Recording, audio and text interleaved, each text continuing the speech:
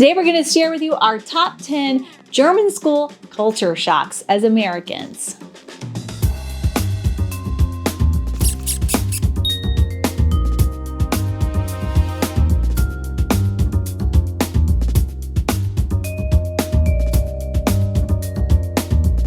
Hey everybody! Hey! Welcome back to our channel. I'm Sarah. And I'm Kevin. We're the McFalls, a family of 6 with 4 kids. A cat and a hamster. And what's the next part, guys? You know it. Say it with us.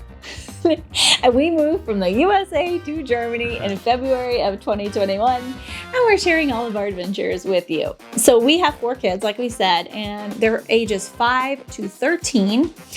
And we have experienced many cultural shocks along the way, the biggest of which is definitely school. And the most important for our family because there's more children in our family than adults. We're outnumbered. Yeah. And school is obviously a huge part of a child's life. We all want school to go well, for them to do well, for them to make friends, academics, want them to make good grades and all that. So it's a big deal in the US. It's a big deal here, but when you move countries, it's like, oh my gosh, it's like so much. It's a huge change. And so we have a whole school series. We break down kindergarten, gymnasium, Grundschule, and everything. We did that last fall. And a few weeks ago, we wrapped up our entire first full year of German school, and we did a video on that. So you can check all those out in the description box below. Now we're going to give you an overall school cultural shocks video. So it'll still be different than what you've already heard and all of that.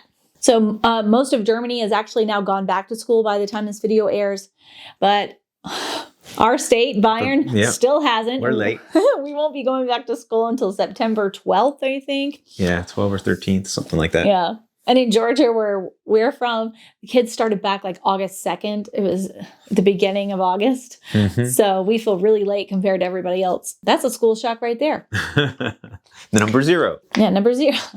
Number 0. Well, good computer scientists always start with 0 anyway. Oh, really? Yeah. Okay.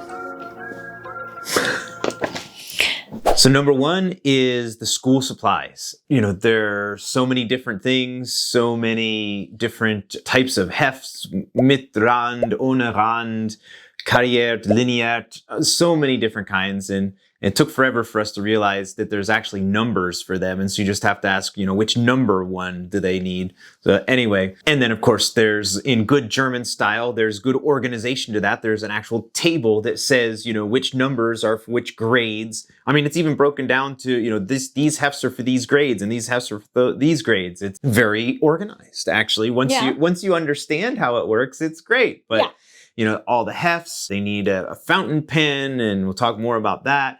And all the colored pencils and paints and all these different things. So Federmäppchen. Yeah, Federmäppchen to carry around all their stuff in. That first day when we get this list of all the things, and it was crazy trying to find all the stuff, and didn't even know what they were called or what they looked like, or that was really a challenge.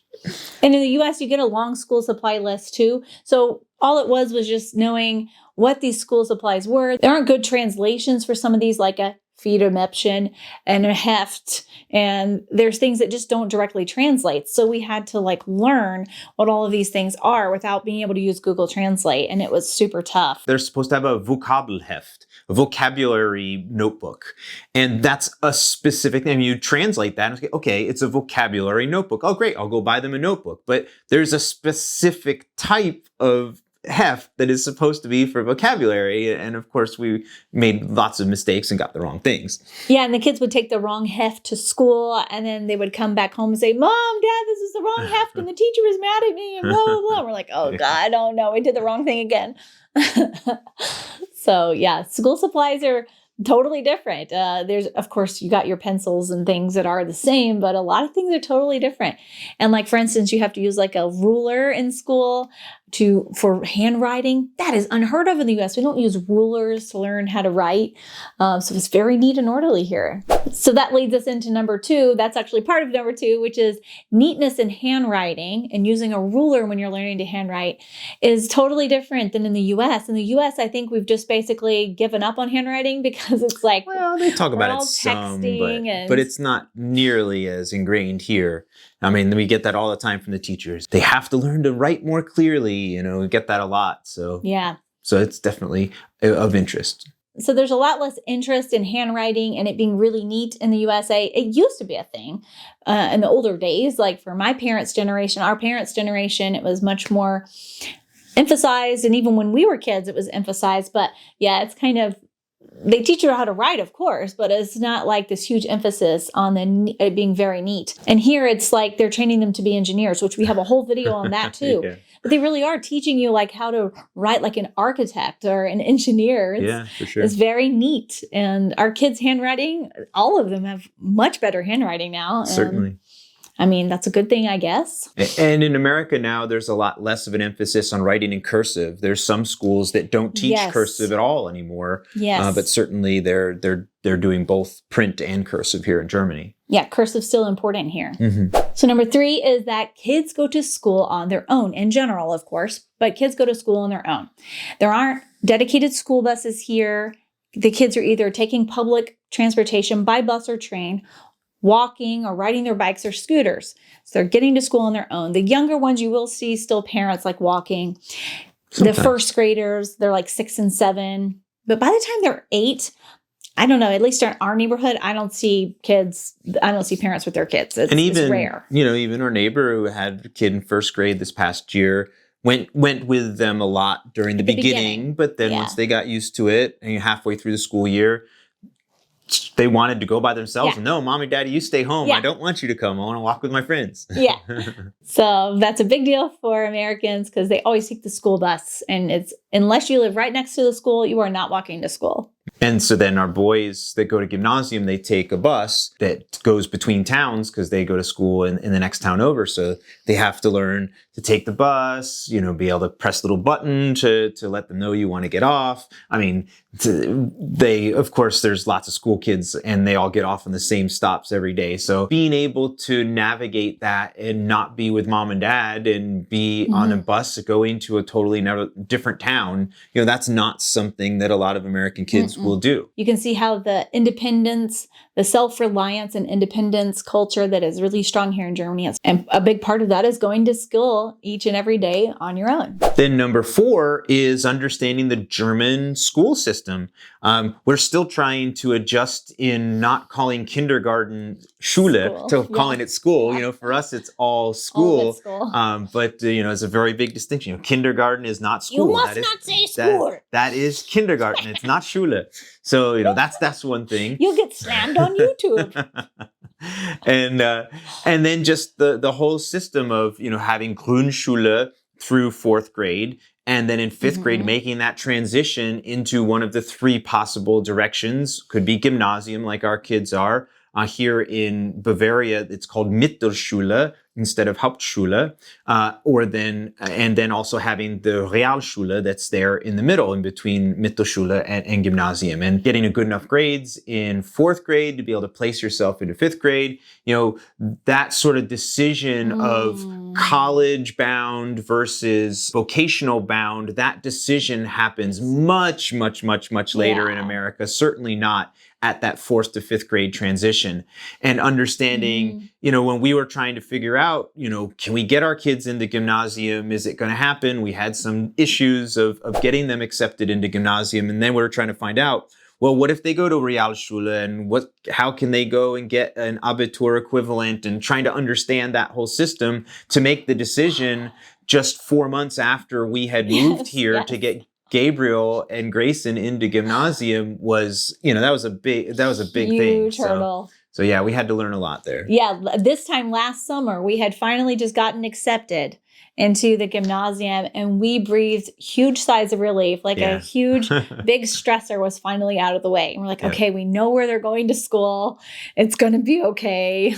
And in the end, it turned out great. They all passed all of their classes and did wonderfully. So we're really happy with the school. Yeah, it was wonderful in the end. For the other foreigners who are moving to Germany, Bavaria still has the 3 school system where it's, like Kevin said, the Mittelschule, Realschule, or Gymnasium.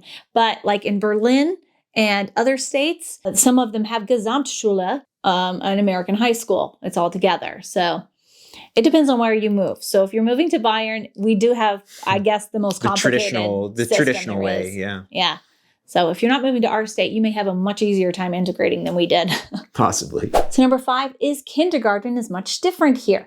Like we said, you can't call kindergarten school here because it isn't traditional academics. Academics are not the focus of kindergarten. It's from ages 3 to 6, and it's learning through play. They are learning because once we had the meeting with Ella's teacher, which was a couple of months ago, the Elternsprach Stunde. I got corrected on that in the last video. I called it the Elternsprache in the last video, and I got like so many comments. No, it's called Elternsprachstunde, I think you mean, or Elternsprachtag, or I don't know. Yeah, guys, I messed it up. But you knew what I meant, right? I communicated what was happening. That's the point of communication. When we had the parent-teacher meeting with Ella's teachers, which they're not called teachers here either, I forget what you guys call them, but you're not supposed to call the kindergarten teachers teachers because they're less qualified than school teachers. So it's a different name. Anyway, it was clear that they are teaching a lot, but they're teaching it all through play. And the kids don't even realize they're learning, which is the best way to learn for kids. Kindergarten is fantastic. We love Ella's kindergarten. It's so much fun. And if you want to get more information about that, you should check out our last video because we do a whole thing just on kindergarten. Yeah, it's just the cultural change of it being thought of so much differently without the academics. And there's a lot more of an emphasis on social development too.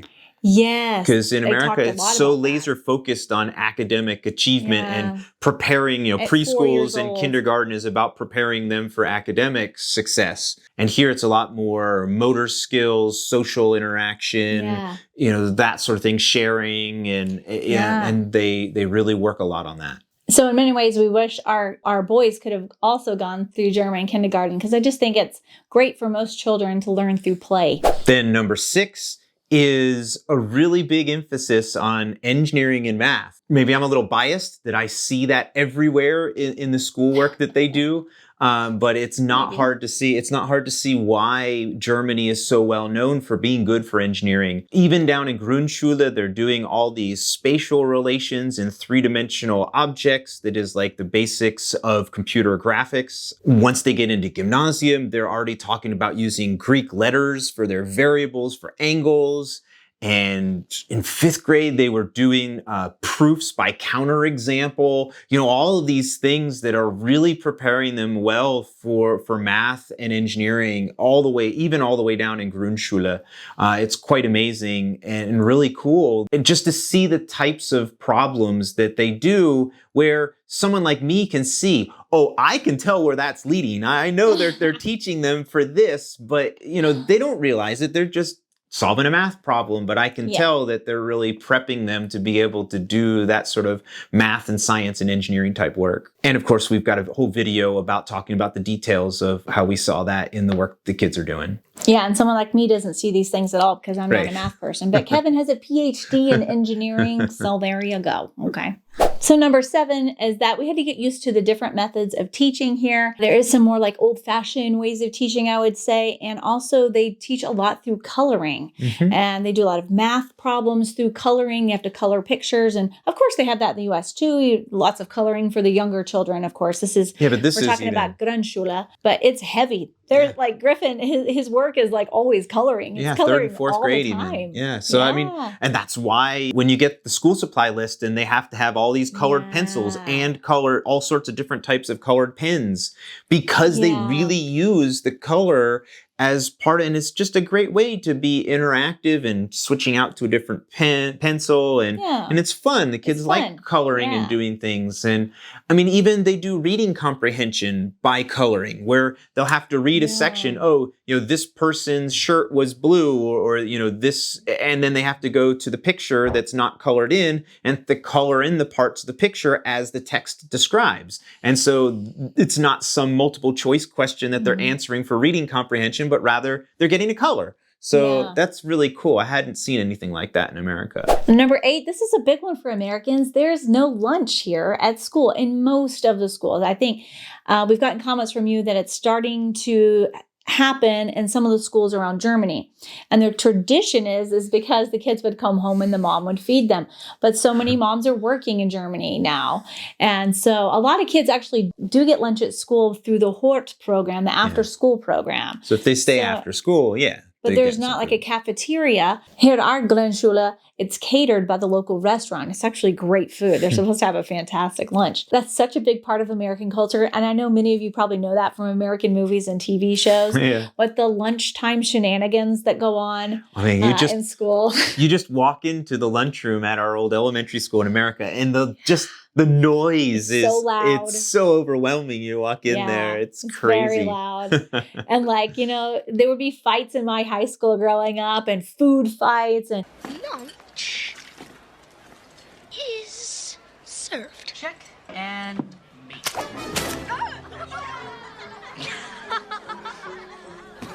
the hierarchy of who's popular and who's not. Who gets to sit next to who. Who's going to get made fun of and who, There's so much socially that goes on in the schools and during lunchtime. So it's a huge change to not have lunch at school. And really for me as the mom, I work from home, but I'm working. So it is hard for me for them to come home and have to eat lunch at home. So we've thought about having them in the Hort after school program. It's just, it makes for a really long day and that's another story. But we have thought about doing that so that I don't have to feed them lunch every day. But that was nice to send them off to school and they eat lunch at school. Right. So that was kind of a drawback for me when we got here. And for the kids too, because most of them end their school day at 1 o'clock.